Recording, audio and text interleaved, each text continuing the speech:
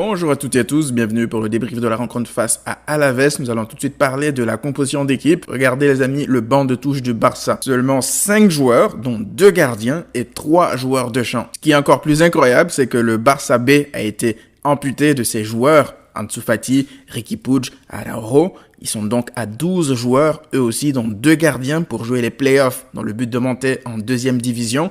Et le Barça de Sétienne, à lui, 16 joueurs, dont 3 gardiens. Ça veut donc dire que pour le match d'aujourd'hui, si le Barça devait faire ces 5 changements, il y aurait 2 gardiens de but qui seraient rentrés en jeu, les amis. 2 gardiens de but.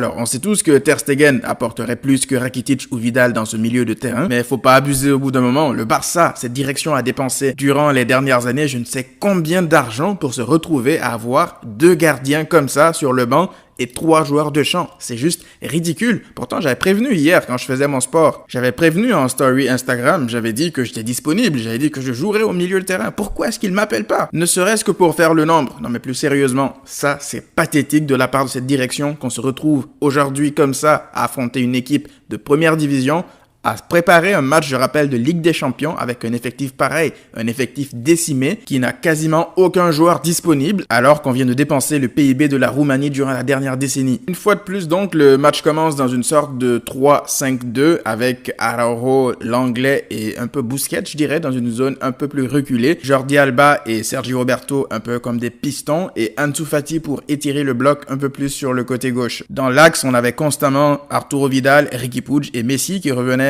un peu plus vers le milieu dans l'axe comme à son habitude et le côté droit était plus occupé par Sergio Roberto. Déjà là, on avait une animation offensive un peu plus correcte parce que Messi n'est pas, on va dire, dans cette sorte de faux ailier. Alors oui, parfois il revenait un peu sur le côté, mais il passait la grande majorité de son temps dans l'axe, dans la zone qu'il affectionne le plus. On n'a même pas le temps de s'installer que Riqui Puig décoche une frappe qui vient s'écraser sur la transversale, un peu comme pour annoncer la couleur parce que là, Riqui Puig a continué sur sa lancée, appel, contre-appel, déplacement constant, passe entre les lignes, dynamisme, disponibilité, il était partout et c'est ça qui manque au milieu du Barça, un joueur qui a de l'ambition, un joueur qui a envie, un joueur qui ose. On continue donc à se procurer une multitude d'occasions grâce notamment au déplacement de Ansu Fati, ses appels de balle incessants sur le côté gauche, il n'arrêtait pas de demander le ballon dans la profondeur et ça encore, c'est quelque chose qu'on répète assez souvent, les ailiers, c'est pas un secret, ils doivent faire des appels, ils doivent coller la ligne, ils doivent étirer le bloc, exactement ce que fait Ansu Fati. Et là, lors de l'ouverture du score, encore une fois, dans la surface de réparation, si vous remarquez,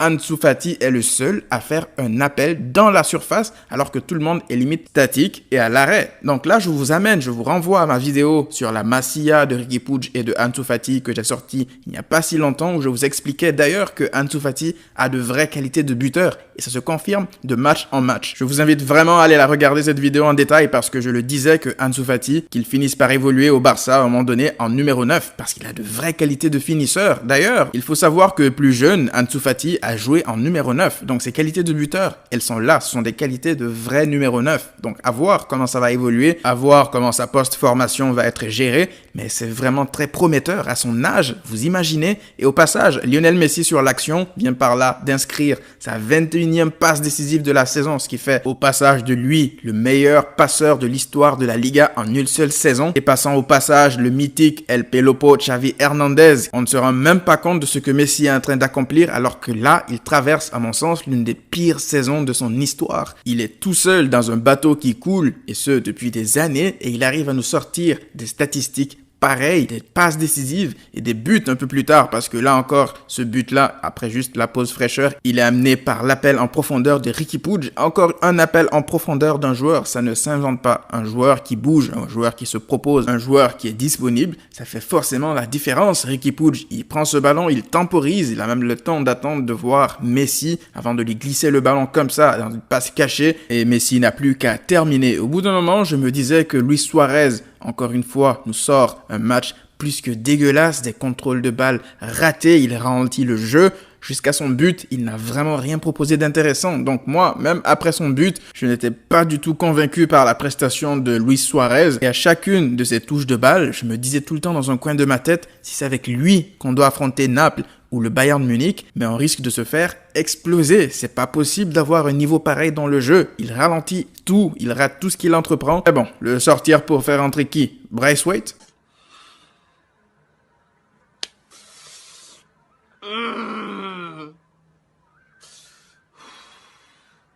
Je préfère encore un Suarez qui joue en Timberland. Et il n'était pas le seul à jouer en Timberland parce que Arturo Vidal aussi. C'était très gênant son match aujourd'hui à côté de Riqui Puig. C'était le jour et la nuit. En deuxième mi-temps, j'aurais voulu que Ter Stegen le remplace. Pourquoi pas? L'Allemand au moins sait faire des passes. Mais bon, on rigole un peu, mais en réalité, c'est vraiment inquiétant le niveau de Vidal. Je ne vois pas quand est-ce qu'on pourrait envisager une saison supplémentaire avec Vidal et Rakitic. C'est plus possible. Aujourd'hui, Riqui Puig, il est prêt. Imaginez 2 secondes Frenkie de Jong à la place de Arturo Vidal, aux côtés de Riqui Puig. Les étincelles, j'ai envie de voir ça. J'ai envie de voir ce que ça donne. Comme je l'ai dit lors de la vidéo de Riqui Puig et Ansu Fati, que pour moi, la saison prochaine, le milieu titulaire du Barça devrait être Busquets, Riqui Puig et Frenkie de Jong. Je ne compte pas Miralem Pjanic parce qu'il n'est pas encore là, mais au vu de ce qu'on voit sur le terrain en ce moment, je pense ceux qui méritent d'être titulaires, ce sont ces 3-là. En deuxième mi-temps, je me disais que c'était trop beau pour que ça se termine comme ça. Et boum, notre meilleur défenseur central se blesse tout de suite comme ça. L'Anglais doit donc céder sa place à quelques semaines de la rencontre face au Napoli. Et Arturo Vidal a reculé d'un cran pour jouer en défense centrale. Au moins comme ça, il pourra faire des passes vers l'avant. Nelson Semedo a donc fait son entrée en jeu à la place de Clément Lenglet qui a malheureusement cédé sa place pour blessure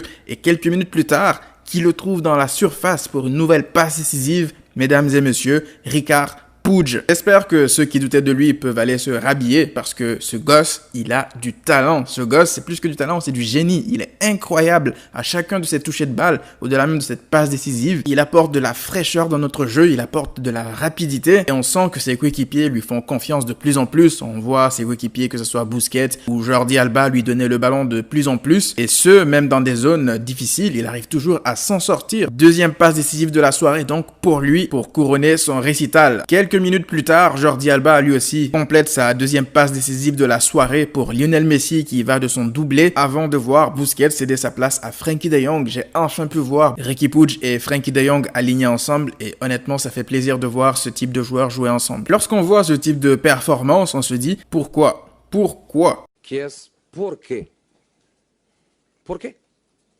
Pourquoi attendre que tout soit joué pour enfin voir l'évidence? Pourquoi attendre les dernières journées de championnat pour enfin imposer Riqui Puig? C'est une évidence et ça ne remonte pas qu'à Sétienne, ça remonte à Valverde, ça remonte à beaucoup plus longtemps. On s'est mangé du Vidal, Rakitic, je ne sais combien de matchs alors que tout le monde criait haut et fort que Riqui Puig avait sa place dans cet effectif. Mais en réalité, il n'a pas juste sa place dans cet effectif, il a sa place de titulaire normalement garantie dans cet effectif. Donc il a fallu attendre la dernière journée de championnat pour voir le Barça faire du jeu, pour voir le Barça entreprendre des choses. Mais bon, il est trop tard. Le Real Madrid est déjà champion d'Espagne, mérité. Si la saison prochaine, on veut avoir une chance de gagner la Liga, il va falloir déjà éviter de perdre énormément de points à l'extérieur, comme ce fut le cas durant cette saison, parce que chaque déplacement cette saison est un déplacement périlleux, même chez les derniers du championnat. Donc ça, c'est quelque chose qu'il va falloir améliorer coûte que coûte. Il va falloir aussi donner de la chance aux jeunes. Pour moi, Riqui Puig, il est prêt. Ansu Fati, il n'est certes pas prêt à enchaîner tous les matchs comme titulaire, mais je pense qu'il doit jouer un nombre très élevé de matchs et qu'on arrête de vouloir dépenser comme ça de l'argent n'importe comment sur des milieux de 45 ans qui viennent pomper en plus des salaires astronomiques alors qu'on a des jeunes qui prennent de tout petits salaires qui ne nous coûtent absolument rien du tout en transfert. Et ces jeunes-là, en plus, ils sont meilleurs que tous les joueurs qu'on a signés ces dernières années. Donc pourquoi se priver des joueurs de la Masia? Pourquoi se priver de joueurs qui peuvent nous apporter une plus-value dans notre jeu, en sachant qu'ils pourraient également nous permettre de réduire considérablement notre masse salariale? Donc voilà, les discours selon lesquels la Masia nous fournit plus de talent, la Masia